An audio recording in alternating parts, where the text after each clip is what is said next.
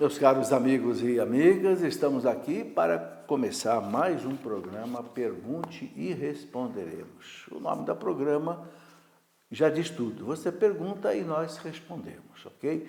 Sempre que possível, eu respondo de acordo com aquilo que está no documento da igreja, no magistério da igreja, principalmente no catecismo da Igreja Católica. Agora, há perguntas que não têm uma resposta clara, objetiva por parte da igreja. Então, aí nós damos uma opinião, claro, tentando colocar a resposta baseada naquilo que a igreja nos ensina.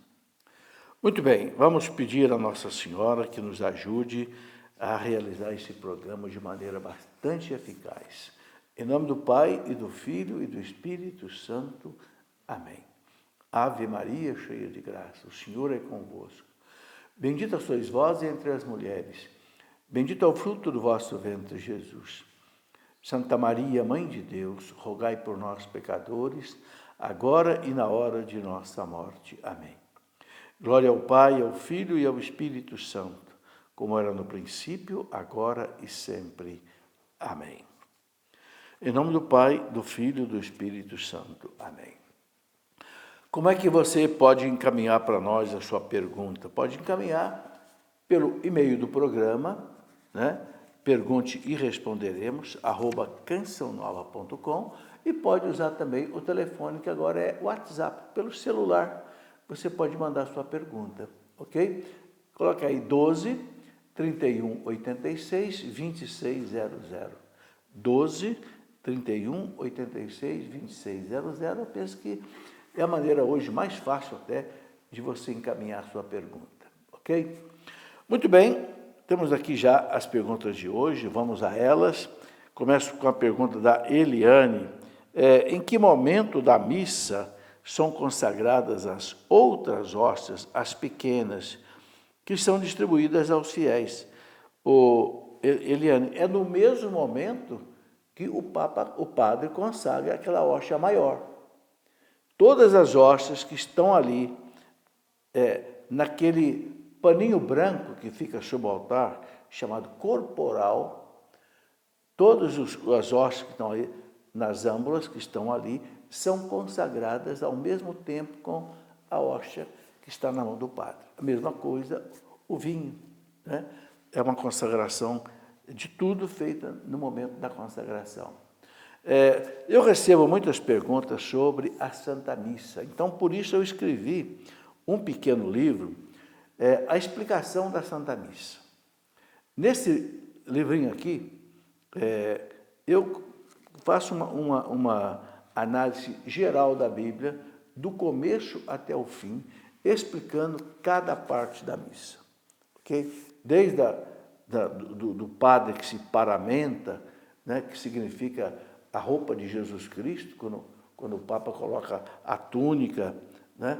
Depois coloca a estola, que é o símbolo do poder sacerdotal, depois coloca a casula, que simboliza a túnica de Cristo, né?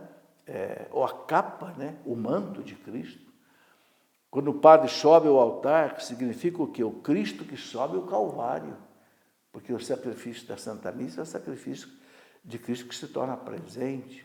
Enfim, todas as partes da missa até a bênção final, porque as pessoas têm muita dúvida.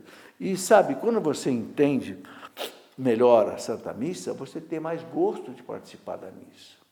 Você entende que a missa não é uma oração qualquer, não, a missa é a presentificação do Calvário, é o sacrifício da Santa Missa, ou seja, o sacrifício de Cristo que ali no altar entrega a sua vida ao Pai, né, pela salvação da humanidade. Isso é muito importante. Pergunta do André Costa. Na passagem que Jesus faz o chicote e expulsa os vendilhões do templo, pode ser classificado como um ato de ira por parte de Jesus? Veja, o André, a ira na Bíblia significa o quê? A justiça de Deus.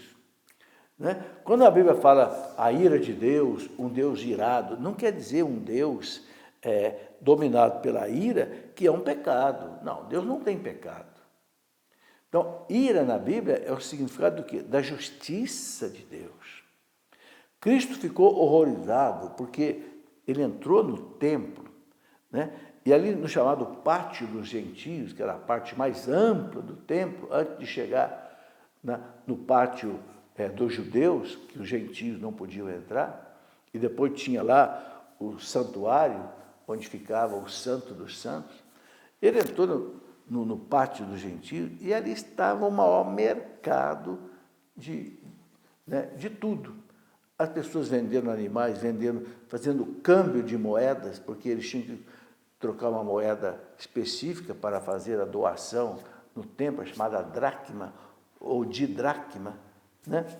E o amor dele à casa de Deus, ao templo de Deus, o levou a tomar uma providência, né? Se ele fez um chicote e virou aquelas mesas, é porque ele não achou outra maneira de fazer a justiça, né? A igreja fala que Cristo é igual a nós em tudo, exceto no pecado. Então, ele não cometeu um pecado. A gente pode não entender exatamente, né, tudo que estava no coração dele e toda a circunstância que levou ele a fazer isso, mas foi um ato de justiça, entende?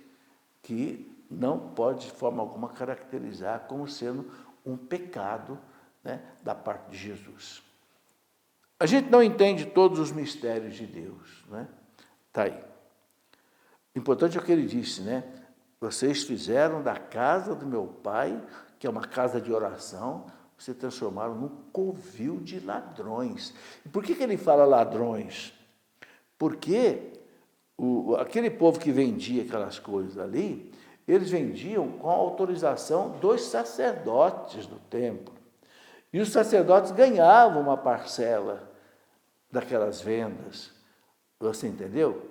Então, a coisa era muito séria. Além de ser uma profanação do templo, havia corrupção. Então, Cristo toma uma medida realmente enérgica, porque realmente ele percebeu que não tinha outro caminho. É nesse sentido que a gente pode entender.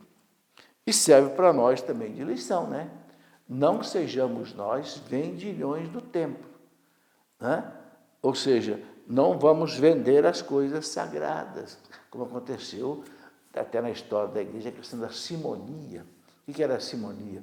Pessoas que vendiam cargos sagrados, vendiam coisas sagradas, vendiam relíquias sagradas. E aí é o vendilhão do templo, né? Muito bem. Rosali, estou estudando licenciatura em História. Mais de uns meses para cá, me veio muitos questionamentos. Preciso ler obras de Karl Marx, Nietzsche, Huxley. Eles são totalmente contrários a tudo o que pensamos. Muitos foram inimigos ferrenhos da Santa Mãe Igreja. Será que estou pecando? Será que Deus não aprova? Rosali, se você está fazendo literatura em história, você precisa ler essas coisas. Você precisa conhecer essas coisas. Agora, tenha na sua mente, com bastante convicção, as verdades da sua fé católica. Entende? E você pode ler essas coisas todas, confrontar com a fé católica e ficar com a sua fé católica. Entende? Não tem perigo. Desde que você conheça bem a fé católica, tenha uma fundamentação boa. E é isso mesmo que você diz aqui.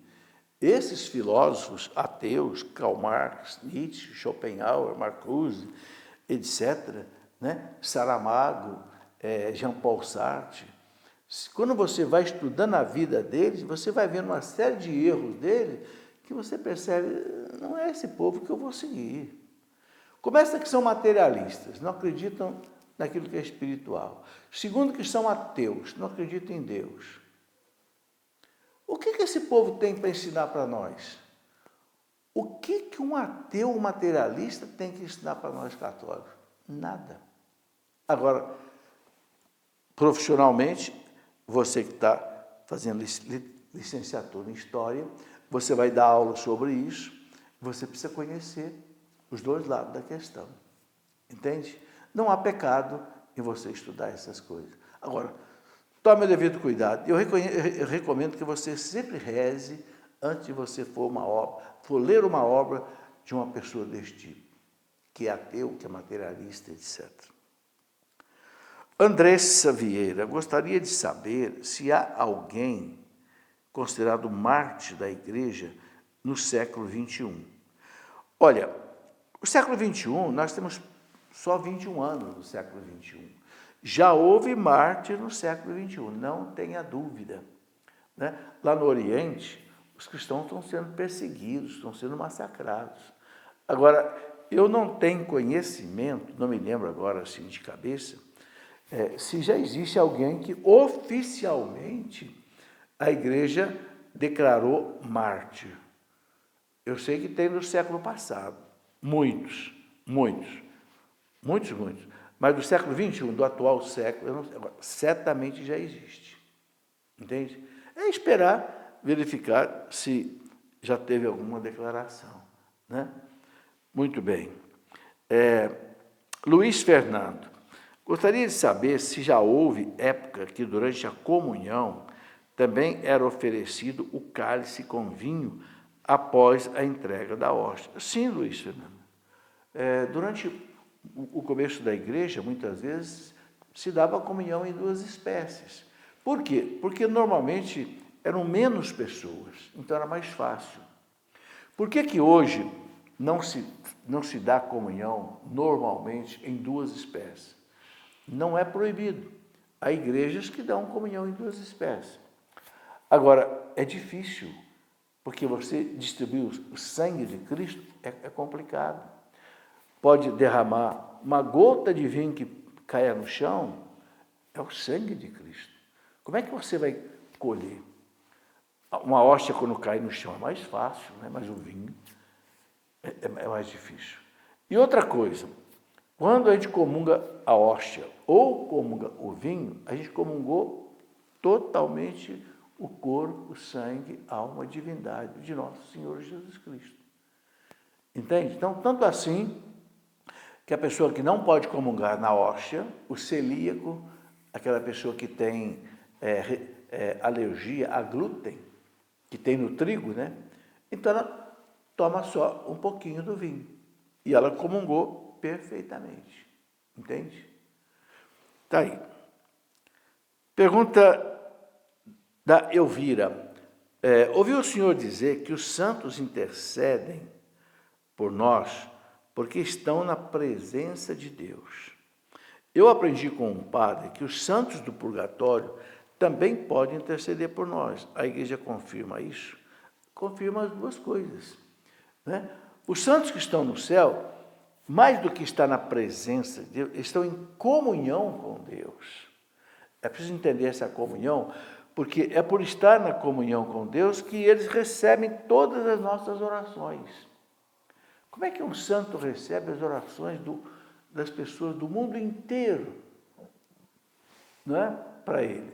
Porque é através de Deus. Essa capacidade aí vem de Deus. E como na eternidade não existe mais o tempo nem o espaço, isso se torna possível. Os santos receberam o pedido de todos ao mesmo tempo e atender a todos ao mesmo tempo. É algo que nesse mundo a gente não entende. Mas na realidade é assim. Agora, o catecismo da igreja fala que também as almas do purgatório intercedem por nós. Quando o catecismo fala da comunhão dos santos, ele diz assim, que quanto mais nós rezamos pelas almas do purgatório, mais a oração delas por nós se torna eficaz. E o Papa João Paulo II já falou sobre isso também. Então, uma coisa que nós temos que entender, as almas do purgatório, por elas mesmas, elas não podem fazer mais nada, no sentido da santificação delas. Por quê? Porque com a morte termina o tempo de conquistar méritos diante de Deus. Então, quem socorre as almas do purgatório, quem ajuda as almas a se santificarem, somos nós aqui na Terra e a igreja que está no céu. A igreja triunfante e a igreja padecente, militante, socorre a igreja padecente, com as nossas orações, as santas missas, as indulgências, as esmolas, a oferta dos nossos sofrimentos pelas almas. Tudo isso faz com que as almas se purifiquem mais rapidamente. Pergunta do Eduardo Rodrigues. Gostaria de saber se uma pessoa leiga como eu pode ter em casa o missal romano, ou se ele é um documento de uso privativo dos ministros ordenados. Pode ter, Eduardo. Eu tenho o missal romano aqui na minha casa. As editoras católicas vendem, quando o missal é publicado, elas vendem. Agora, claro, quem vai usar o missal católico, né, na liturgia são apenas os padres. Né? Tanani, a Igreja Católica nos orienta a rezar também pelas almas de nossos familiares falecidos. Mas não sabemos se as almas de nossos familiares estão salvas ou se foram condenadas. Sendo assim, orar por eles teria proveito? Teria, Tanani. Realmente, nós não sabemos. E não entendemos também por que Deus não permite a gente saber isso. Somente aquelas pessoas que ele já declarou santas, canonizadas, essa nós sabemos. Agora, a gente espera na misericórdia de Deus, a gente acredita na misericórdia de Deus. Então, nossos parentes e amigos que morreram na amizade de Deus, a gente espera que ou esteja no céu ou esteja no purgatório. Então, a gente reza por eles. Entende? Então, não se preocupe em não saber exatamente qual é o destino eterno dos parentes sabem. O importante é isso, ofereça pelas suas almas, pelo sufrágio, né, das almas, aquilo que eu já falei na pergunta anterior, as orações, os sofrimentos, as esmolas, as indulgências, as santas missas, entende? E Deus saberá aplicar tudo isso. Dentro da realidade da comunhão dos santos, Deus saberá aplicar a todos eles. Pergunta do Abel. Aqui na comunidade, eu estou responsável por administrar e aprofundar os estudos a respeito do marxismo e do marxismo cultural, separados um do outro. Gostaria de sua ajuda para saber por onde começar, visto que não tenho uma base de estudos a esse respeito. Quero fazer um estudo profundo para poder bem defender a fé e a igreja. Bom, o Abel, primeira coisa que eu recomendo é o seguinte, o Padre Paulo Ricardo, ele tem uma série de lives, né, no seu site, em que ele explica, ele fala sobre o marxismo e fala sobre o marxismo cultural. Você tem à disposição aí, se você entrar lá, Padre Paulo Ricardo, você vai encontrar muita coisa interessante. Tá? Eu escrevi um livro também, preocupado com isso, eu escrevi esse livro, Marxismo, uma ideologia atraente, mas perigosa. Bom, nesse livro aqui eu coloco um pouco daquilo que os papas falaram sobre o marxismo, o comunismo, condenando essas ideologias. Agora, recomendo a você que leia, por exemplo, uma encíclica do Papa Pio XI, chamado Divinis Redemptoris, o Divino Redentor, Divinis Redemptoris. O Papa escreveu uma encíclica inteirinha, lá por volta de 1800 e pouco, né, ou 1900, mostrando por que a igreja condena radicalmente o marxismo e o comunismo. Porque são materialistas, porque é ateu, porque perseguiu a igreja em todos os lugares onde foi implantado, porque matou cerca de 100 milhões de pessoas.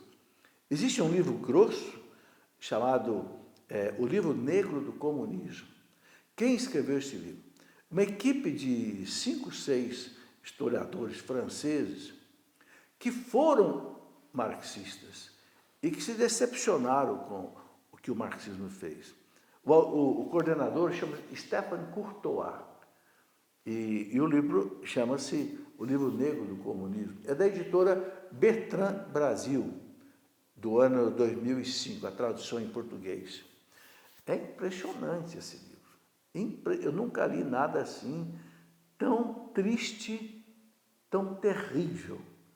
Eles falam, nesse livro, em 100 milhões de mortos.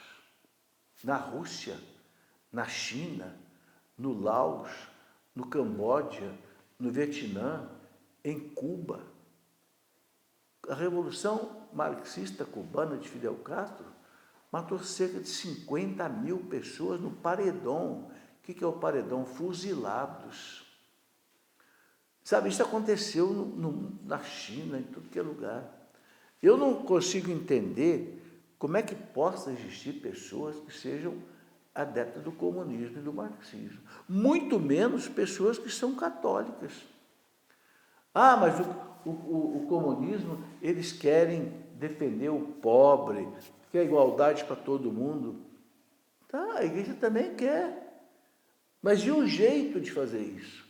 O problema é o modus facienti, ou seja, a maneira de realizar. Matando gente, destruindo tudo.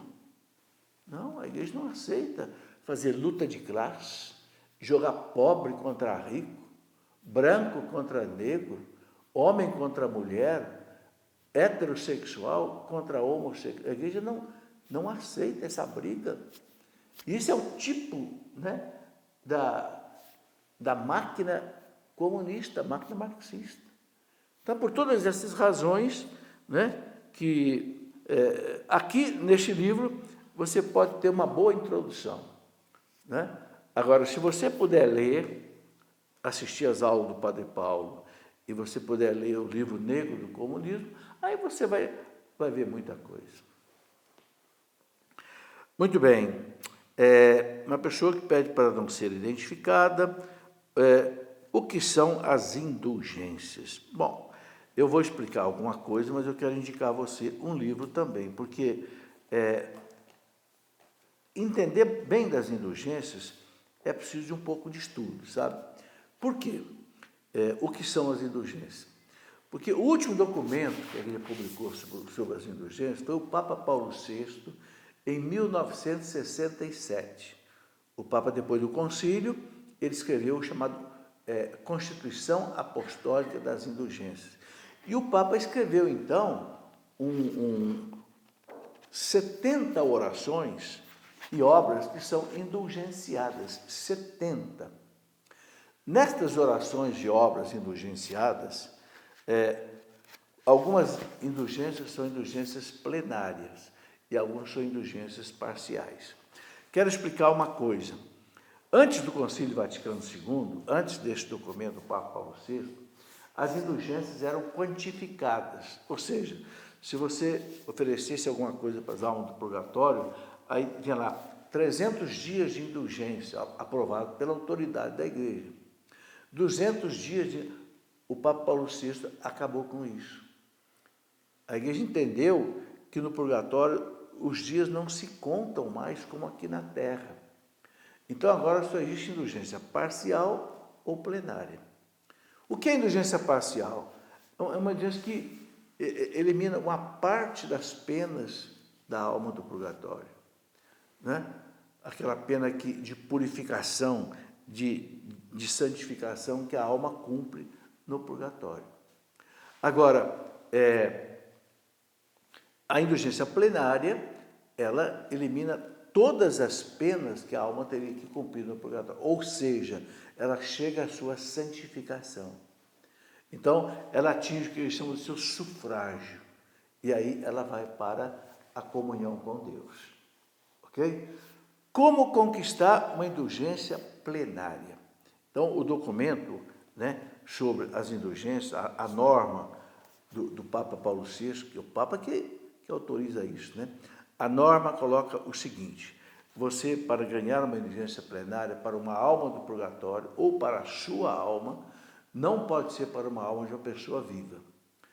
É preciso 4 coisas. Primeiro, fazer uma confissão muito bem feita, renunciando a todos os pecados.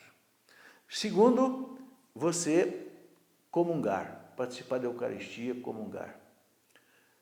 Terceiro, você rezar pela intenção do Papa, um Pai Nosso, uma Ave Maria e um Glória, pelo menos. Pode rezar mais coisas se quiser.